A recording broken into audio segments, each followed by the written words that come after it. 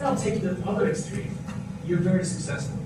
You go to college, you get all straight A's, you get hired by the top companies, you are making bridges all over the world, you got your picture on the magazine's Civil Engineering Monthly, and everyone knows your name. Okay, so what happens to you now?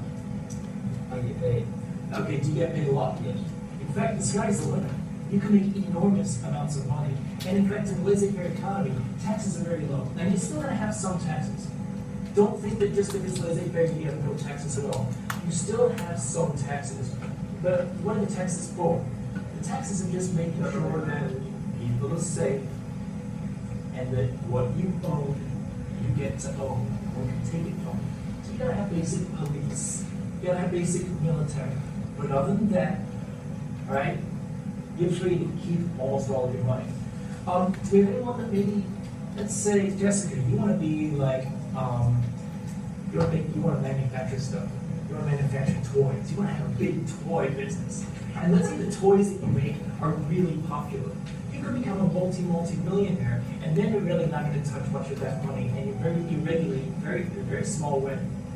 You know, you're pretty much not regulated at all. If you make a toy that blows up in kids' faces, what's going to happen?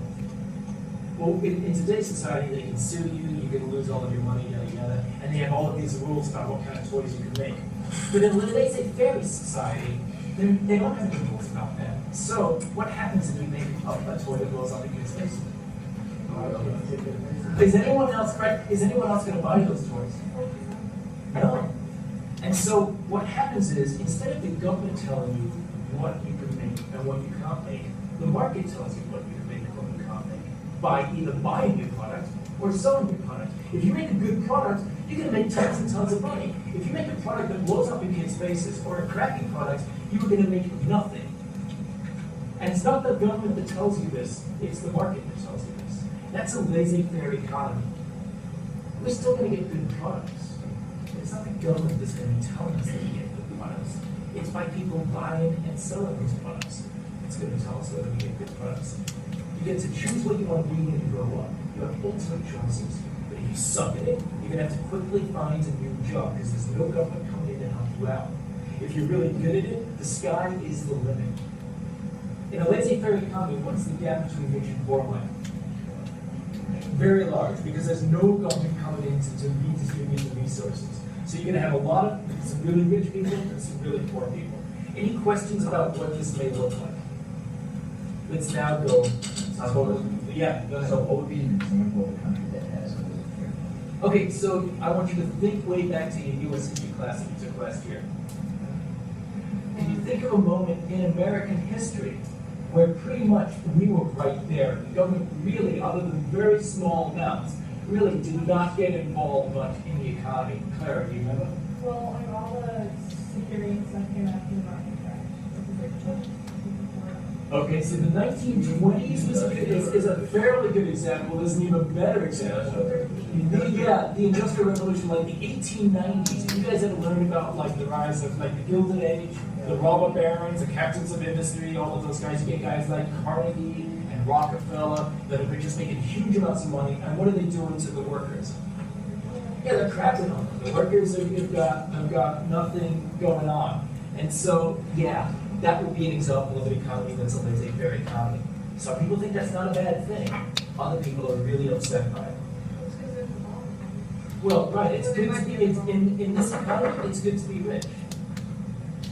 You know, in any economy, it's kind of good to be rich. Let's get to over here, and let's take a look at what a communist economy is. And I'm going to pick up Mark again. So Mark wants to be a civil engineer, but it just so happens that in a strictly state-run economy, you do not get to choose what you want to be when you grow up.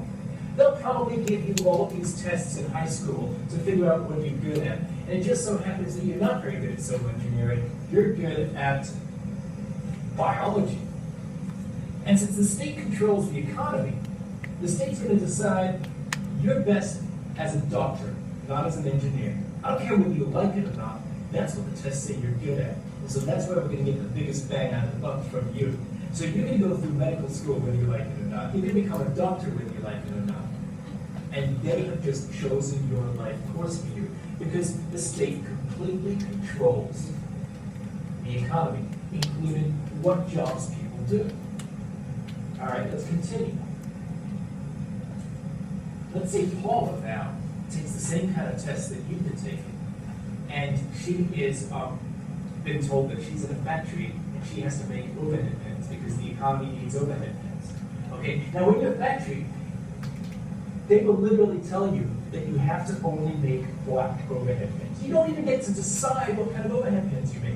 They tell you how many overhead pens you need to make a year. They tell you how many employees you have to hire, and they tell you what your pay is. How much you pay your employees. The government literally controls every aspect of the economy. And guess what? You make the same amount as the doctor over here, and you make the same amount as your workers wherever you keep overhead pens. Because typically, in a command economy under communism, you get equal distribution of all income and wealth. So everyone is making the same amount of money. You know, what do you guys think of that? Where might the problem with that be? That everyone makes the same amount of money? Doug? I don't want to be driven to do anything. Right, so there's a lack of incentive, right? This is the term, the economic term that we use, right? If you make the same amount of money as someone who is making pens, and they make the same amount of money as someone who is the civil engineer, and they make the same amount of money as someone who's flipping burgers at McDonald's, what gives you the incentive to work really hard at school? To get good grades, to become better educated, to work hard at your job, to put in overtime, to think of that new invention. By the way, have any of you guys seen that new social networking movie? Yeah. What? But if you don't know, I haven't seen it because I haven't seen the movie in, I don't know, years. Like you have kids, you don't see movies. But, right? Right. Yeah. So, I've heard about it, and it's all about the guy who created Facebook. What was his incentive for creating Facebook? What's that? What do you mean, What was his incentive to create Facebook? Why did he do it? Oh, you want to... Is it because he's a nice guy and he just wants everyone to get together and connect? No money, right? The guy made a fortune. I just read last week the guy donated something like $100 million to New York City schools. You hear about that? I would like to donate $100 million to anything. This guy did Facebook. He created Facebook because he has the incentive for money. But in a communist economy, where's your incentive? You create Facebook and you still get paid the same amount as someone else. So does Facebook get created there? Maybe, but maybe not. Okay, here's what I want to do now. I'm going to put a dotted line down the middle. On the right, these economies are mostly capitalist. Capitalist means mostly private control instead of public control. Private control of the economy. And of course, when there's a private control of the economy, people work for profit. In a capitalist economy, we're talking about a huge private sector, and you should know what that term means. And people work for profit. I mean, I like being a teacher and all, but if they didn't pay me, I wouldn't be here. Why do we do jobs? We do jobs because we work for profit. We want money. Okay, on the left, it's mostly socialist. And socialist has much more of a public sector. Public sector is larger. And instead of people working for profit, they work for the betterment of the state.